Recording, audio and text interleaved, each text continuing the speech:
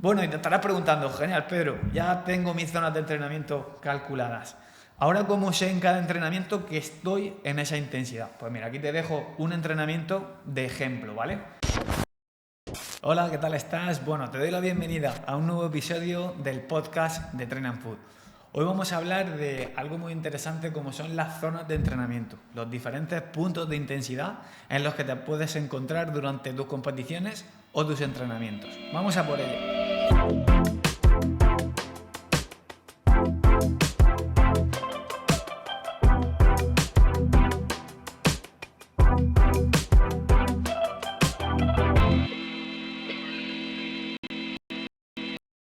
Bueno, otro vídeo más por aquí en el que te quiero hablar, como te decía antes, de zonas de entrenamiento.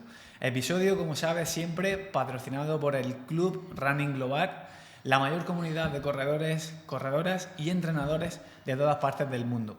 Dale un vistazo, lo tienes por aquí abajo, pero te cuento, lo que tienes dentro del Club Running Global son formaciones, ¿vale? Son clases en vídeo para que puedas aprender mucho más sobre carrera, sobre running y saber cómo planificar tus entrenamientos o los de tus deportistas. Además tienes planes de entrenamiento para que puedas darle un vistazo a cómo sería, por ejemplo, una estructura de 16 semanas de una planificación para maratón. También tienes rutinas completas de ejercicios para prevenir lesiones, para trabajar tu movilidad, tu estabilidad y también trabajar la fuerza. Y además, bueno, tienes acceso a esa comunidad privada de corredores, corredoras, donde estamos también todo el equipo de Train and Food respondiendo cualquier duda que tengas. Dale un vistazo porque tenemos ahora mismo plazas abiertas. Bueno, vamos a por ello. Zonas de entrenamiento. ¿De qué estás hablando, Pedro? ¿Qué son las zonas de entrenamiento? Pues bueno, como te decía antes, las zonas de entreno son los diferentes puntos de intensidad en los que te encuentres durante tus competiciones y también durante los entrenamientos. Seguramente cuando estés utilizando un dispositivo GPS, como por ejemplo Garmin, terminas la sesión y ya te aparece que has estado tanto tiempo en zona 3, tanto tiempo en zona 1, tanto tiempo en zona 5, si la sesión ha sido de bastante intensidad. Y hoy quiero profundizar un poco más sobre esto. Es algo muy importante para que puedas adaptar al máximo tu plan de entrenamiento y que realmente este sea pues súper efectivo, ¿no? Que es lo que estamos buscando. Estas zonas de entrenamiento lo que están muy relacionadas es a los hitos fisiológicos y a los sistemas energéticos que estás utilizando mientras que corres, ¿vale? No nos vamos a meter mucho en esto. Si tienes cualquier duda, me lo dejas en comentarios porque, bueno, haremos siguientes episodios en los que profundizaremos un poquito más en fisiología del ejercicio, que sobre todo si eres entrenador, seguramente que te ayude, te intrigue y quieras saber un poquito más. Así que, bueno, zonas de entrenamiento. Estarían dentro de estas zonas de entrenamiento de los puntos básicos para que puedan mejorar en carrera. Nosotros siempre hablamos de 5 puntos básicos. Técnica de carrera, fuerza, que es algo de lo que hemos hablado en anteriores episodios, zonas de entrenamiento, que es fundamental, luego trabajo de resistencia aeróbica y por último un buen descanso. Esos serían los 5 pilares. Hay algunos más como la nutrición, la psicología, el material deportivo, pero bueno, esos 5 serían los claves para que puedas progresar. Y hoy de este episodio quiero que salgas sabiendo cómo ajustar tus propias zonas de entrenamiento, ¿vale? Así que bueno, vamos a por ello y en primer lugar te cuento. ¿Por qué son importantes las zonas de entrenamiento? Pues bueno, 2 razones principales. En primer lugar, saber a qué intensidad debes de entrenar es fundamental. Y esta zona de entrenamiento te lo permite, ¿vale? El segundo beneficio que tienes es que si sabes en qué intensidad tienes que hacer las series en la pista, por ejemplo, los rodajes, las salidas largas de fin de semana, los intervalos, si sabes justo en qué intensidad tienes que estar, pues vas a tener unas adaptaciones concretas y vas a conseguir mejorar y llegar al objetivo que te hayas propuesto. No es lo mismo, como siempre comentamos, un plan de entrenamiento para una maratón en el que tienes que estar la mayor parte de tiempo de tu entrenamiento en determinadas intensidades que si estás preparando una prueba de 1 kilómetro o si estás preparando una prueba de 5 kilómetros, ¿vale? Las intensidades son diferentes y tu plan de entrenamiento tiene que tocar diferentes intensidades para tener diferentes adaptaciones, ¿vale? Por eso es muy importante que tú tengas una tabla como esta que te enseño aquí. Estas serían las zonas de entrenamiento con las que trabajamos en Train and Food y aquí te pongo un ejemplo de mis zonas, ¿vale? ¿Qué es lo interesante de esta tabla? Pues bueno, Al final se ven muchos números, pero es mucho más sencillo de lo que parece. Nosotros trabajamos con 7 zonas. Zona 1 sería la de menor intensidad y zona 7 sería la de mayor intensidad, ¿vale? Zona 4, lógicamente, una intensidad intermedia. Cada una de estas zonas está muy relacionada con los hitos fisiológicos que van apareciendo en tu cuerpo a medida que aumentas la intensidad del ejercicio. Seguramente también te suene umbral ventilatorio 1, máximo estado estable de lactato, que también se conoce como umbral láctico, umbral ventilatorio 2 y consumo máximo de oxígeno. ¿A quién no le ha saltado en Garmin esa alarma de, oye, ha subido tu consumo máximo de oxígeno? Pues bueno, esto sería un hito fisiológico. Todo esto, como te decía al principio, está relacionado con los diferentes sistemas energéticos que tenemos para obtener la energía para esa contracción necesaria para correr, ¿vale? Esa contracción muscular necesaria. Estos son los hitos fisiológicos y luego en la parte derecha de la tabla tenemos las diferentes variables, ¿vale? Tenemos la variable de la escala de Borg, la frecuencia cardíaca, el ritmo y la potencia. Y en función a cada una de las zonas, pues una franja de intensidad para saber que estamos en esta zona, ¿vale? Vamos a profundizar en todo ello. Vamos a ver una por una estas variables para que te quede un poquito más claro y en la parte final de este episodio te quiero hablar de cómo tú puedes ajustar tus propias zonas de entrenamiento con cada una de las variables que aparecen ahora mismo en esta tabla y de las que te voy a hablar, ¿vale? Bueno, Pedro, genial. Ya hemos comentado las variables, pero cuéntame un poquito más, ¿vale? ¿Por qué tenemos estas variables? ¿Cuál tengo que utilizar? ¿Cómo puedo hacer? Pues bueno, en primer lugar, que sepas que las 4 variables aparecen también aquí. Sería la percepción subjetiva del esfuerzo, lo que tú estás sintiendo, la sensación que está produciendo en ti el entrenamiento, ¿vale? Por ejemplo, en una serie de 400, la percepción de intensidad es muy alta, ¿vale? Porque lógicamente que la estamos haciendo a un ritmo cercano a tu consumo máximo de oxígeno. En cambio, si estás haciendo una salida larga de 20 kilómetros, pues la percepción de intensidad es muchísimo menor, ¿no? Porque tenemos que aguantar más tiempo y por tanto la intensidad es más baja. Esto estamos relacionado con la segunda variable para medir la intensidad, que sería la frecuencia cardíaca. La frecuencia cardíaca, si tienes una banda para medir el pulso, pues lo que mide es los latidos que estamos teniendo en cada minuto. Cuanto mayor el número de latidos, pues la intensidad es mayor, cuanto más bajita, la intensidad es mucho menos, ¿vale? Esto es lógico y esto sería todo las variables internas que tenemos para medir la intensidad, ¿vale? Lo que estamos sintiendo y lo que está pasando dentro de nuestro cuerpo.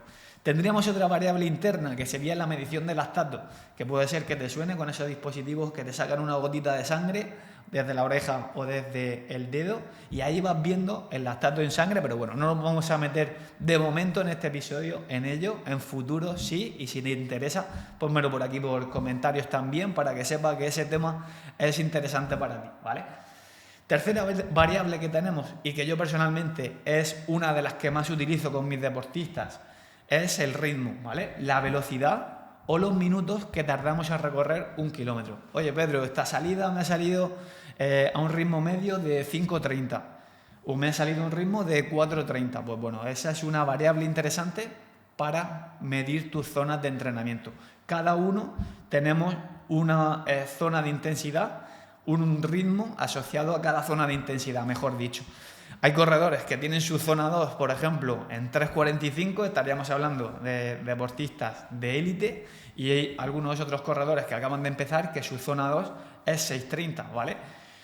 Al final depende mucho del nivel que tengas, ¿vale? Puede variar esta variable del ritmo, puede variar muchísimo en cuanto a tipos de corredores y por eso es tan importante que las zonas de entrenamiento tú las tengas bien ajustadas a lo que tú necesitas y a tus características, ¿vale? Última variable que seguramente también te suene, la potencia. A través de dispositivos como el Stride podemos calcular la potencia que aplicamos con el suelo en cada una de nuestras zancadas, ¿vale? Esto se mide todo en vatios y es un valor numérico de esa potencia que estamos realizando, ¿vale? Vamos a verlas con mayor detalle, aunque ya te he comentado un poquito más sobre ello. La percepción subjetiva del esfuerzo la medimos en Train and Food por la escala de Borg, una escala del 8 al 20, es decir, 8, 9, 10 serían intensidades muy bajas y cuando la sensación es de estar en 20 es porque vas al máximo, ¿vale? Es recomendable utilizarla en todos los deportistas, pero es más fiable si eres un deportista, un corredor, una corredora experimentada, ¿vale? Que te conoces bastante. ¿Qué es lo que pasa con esta percepción? Pues bueno, que puede variar en función al calor, al nivel de motivación que tengas, a las horas de sueño que hayas tenido previamente, etcétera, etcétera, ¿vale? Cada una de las variables tiene cosas positivas, pero también tienes algunas limitaciones que está bien que las sepamos. ¿Por qué te digo todo esto? Pues bueno, porque al final no necesitamos tener las 4 variables, pero sí que tener medidas varias de ellas nos va a facilitar mucho la tarea de saber si estamos entrenando bien, ¿vale? Porque algunas limitaciones que tengan unas variables, otras no las van a tener. Entonces, dependiendo del tipo de entrenamiento que estamos haciendo o de lo que queramos medir dentro del entrenamiento, podemos fijarnos más en unas variables o nos fijaremos más en otras, ¿vale? Bueno, segunda variable, frecuencia cardíaca.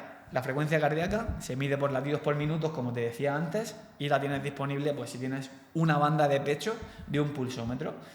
Es muy recomendable que tengas una banda de pecho, ¿vale? Los medidores de muñeca varían demasiado, es demasiado inestable esa medición y muchas veces puede que estés entrenando y te salga la gráfica que estás en 130 y de un minuto para otro ya estás en 170, ¿vale? Y por eso hay que intentar que tengamos una banda de pecho para medir esta variable correctamente, ¿vale?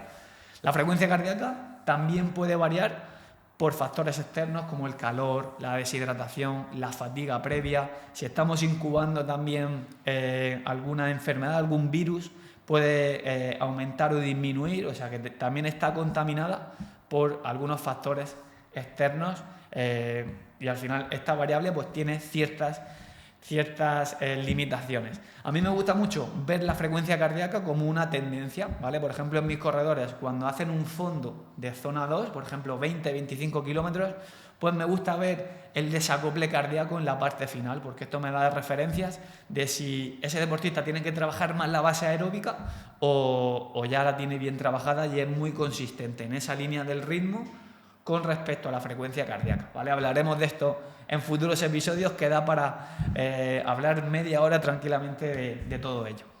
Tercera variable, la velocidad o el ritmo, ¿vale? Yo lo utilizo mucho, si tenemos un GPS podemos medir directamente el ritmo al que vamos por kilómetro, es decir, tardo 4 minutos 30 en recorrer 1 kilómetro, pues ahí tenemos la intensidad a la que estamos yendo. Quiero que sepas que el ritmo está muy bien, pero que también está limitado, ¿vale? Si nos encontramos con un desnivel positivo o un desnivel negativo, pues el ritmo lógicamente va a variar. Si estamos en una cuesta, el ritmo baja aunque la intensidad se mantenga. Y esto lo tenemos que tener muy en cuenta, ¿vale? Sobre todo los que hacéis trail, pues ya sabéis que la velocidad es muy complicada o el ritmo de saber que es una variable fiable por los continuos sub y bajas que tenemos en la montaña, ¿no? Cuarta variable, y esta me encanta porque nos da además muchísimos datos a nivel biomecánico. Se trata de la potencia, ¿vale? La potencia es al final una variable muy interesante porque es la potencia que estás aplicando en cada una de tus zancadas, la cantidad de vatios, ¿vale? Y te da una referencia instantánea de la intensidad. Independientemente si estás subiendo, si estás bajando, si vas en llano, te da esa referencia y tú puedes saber siempre en una franja que estás en determinada intensidad, ¿vale? Bueno, ya tenemos estas 4 variables y ahora quiero hablarte de una idea clave, ¿vale? Te dejo por aquí esta diapositiva, ¿vale? Esta imagen, si me estás viendo en YouTube ya la tienes que aparecer aquí.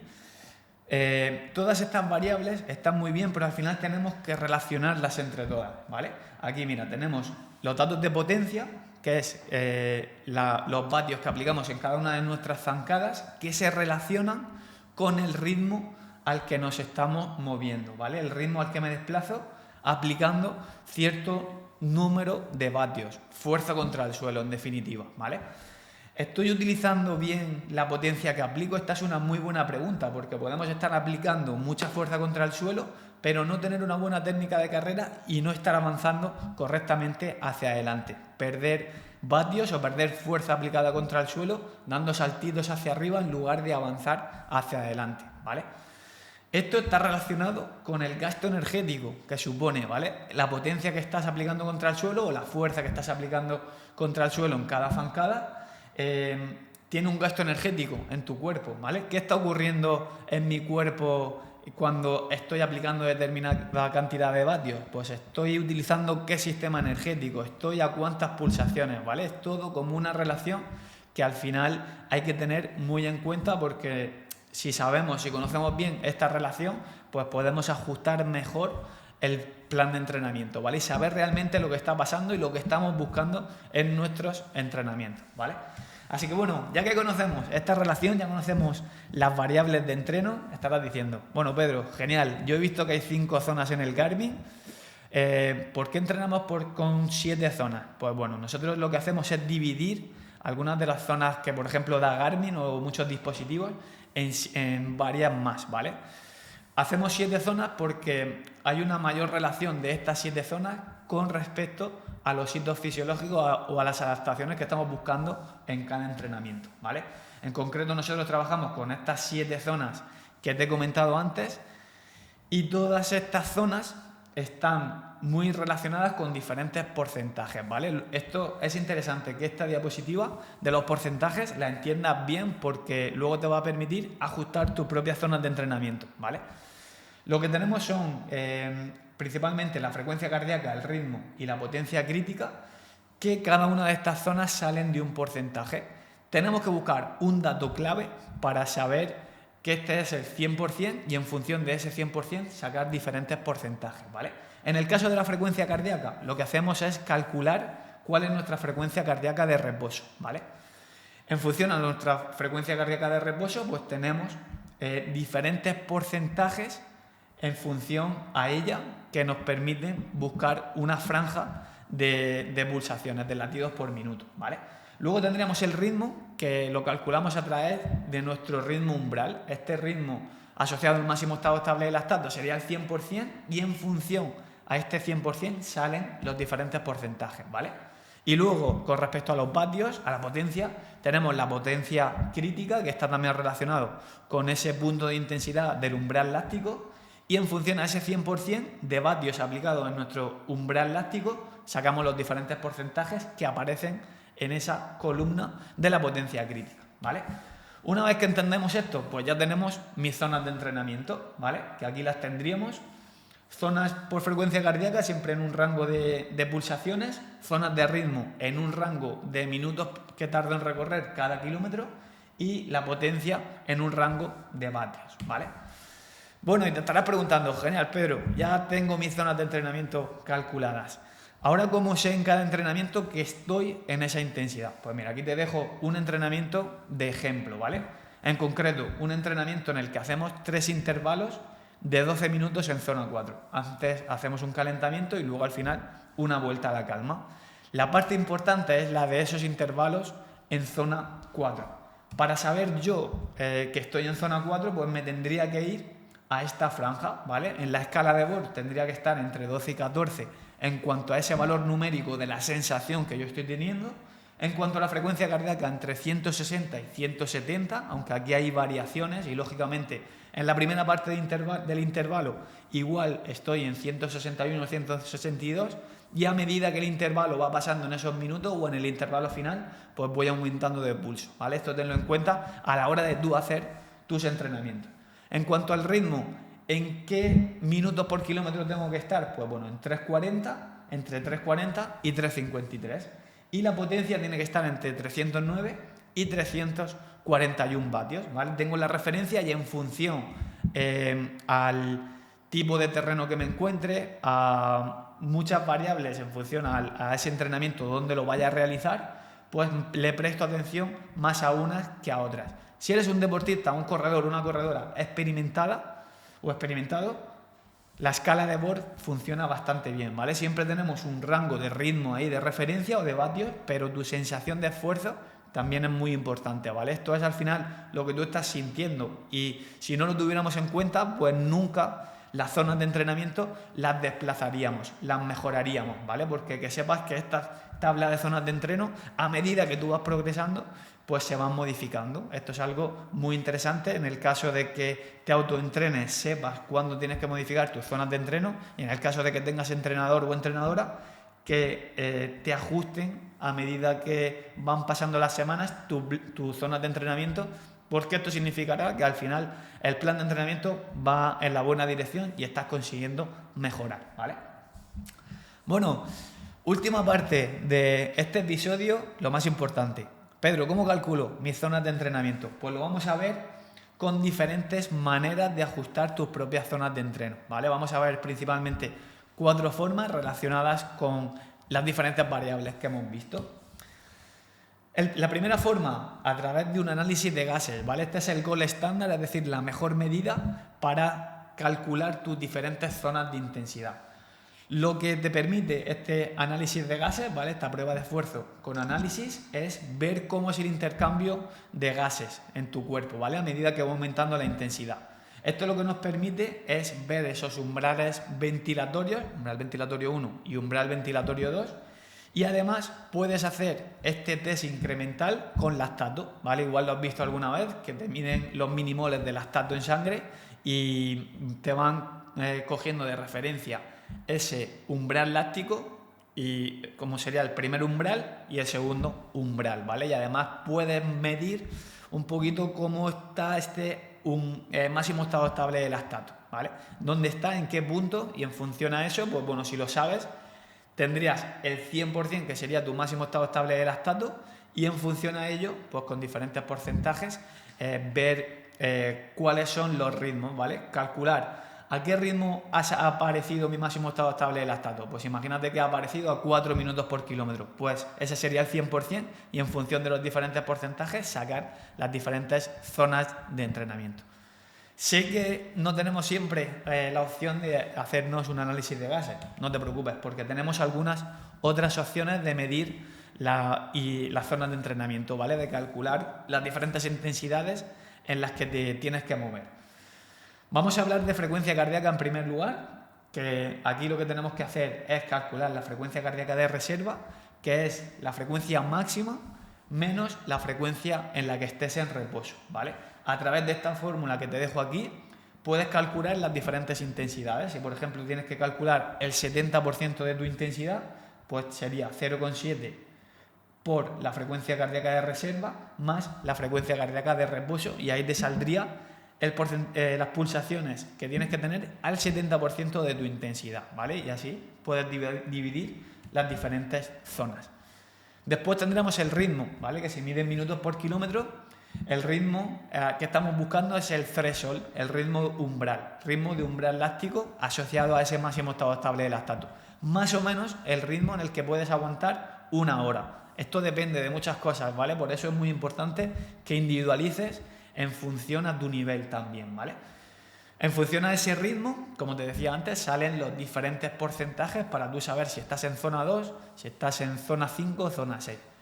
Como te decía antes, el máximo estado estable de lactato pues está asociado a la zona 4, ¿vale? Normalmente. Bueno, y por último, la potencia.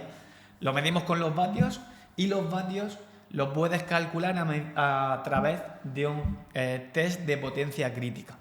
En unas semanas hablaremos un poquito más sobre ello. Queremos subir un vídeo sobre un test de potencia crítica, que es hacer un test de 3 y 9 minutos y en función a algunos cálculos pues te sale la potencia crítica. A través de la potencia crítica, que sería el 100%, calcular los diferentes porcentajes, ¿vale? Es bastante sencillo, pero bueno, queremos hacer ahí un vídeo bastante potente para que si entrenas por potencia, esto te pueda ayudar. Si tienes cualquier duda sobre este tema, déjame un comentario, ¿vale? Porque vamos a ir creando contenido a medida que nos vayáis poniendo temas interesantes para vosotros, que es lo más potente, ¿vale? Que estos episodios del podcast os sirvan para cosas concretas en vuestro entrenamiento y cosas aplicables, siempre basadas en evidencia científica, pero súper aplicable.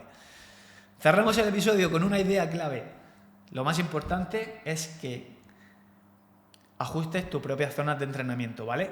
Si quieres conseguir tu objetivo, esta es la clave. Ajustar las zonas de entrenamiento, individualizar tu plan de entrenamiento, porque es la única manera de que realmente consigas ese objetivo en este año 2023, e intentando pues, bueno, completar tu primera maratón, conseguir tu mejor marca, mejorar en la competición de trail en la que ya estás inscrito con ese dorsal, tu primer 5K, sea cual sea tu objetivo, tienes que individualizar tu plan de entrenamiento y durante todos estos episodios veréis que no nos cansamos de repetirlo porque realmente es una garantía.